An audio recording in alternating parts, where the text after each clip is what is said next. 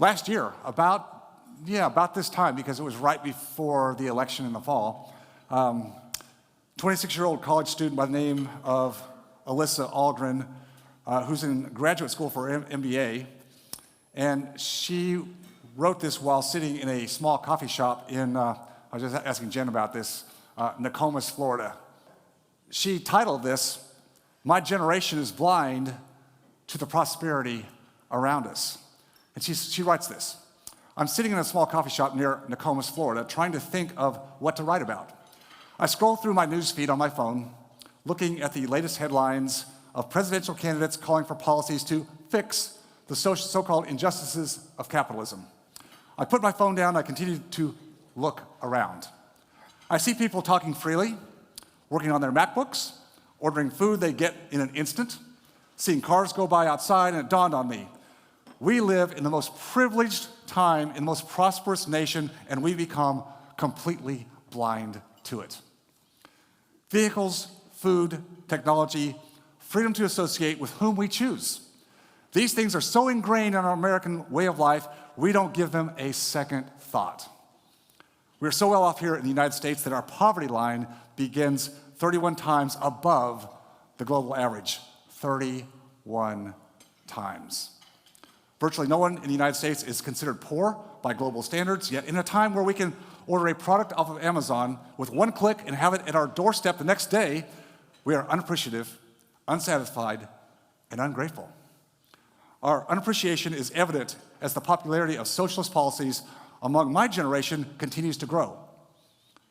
Congresswoman Alexandria Ocasio-Cortez recently said to a Newsweek, talking about the millennial generation, she says, "An entire generation, which is now becoming one of the largest electorates in America, came of age and never saw American prosperity." What? Never saw American prosperity? Well, let that one think in.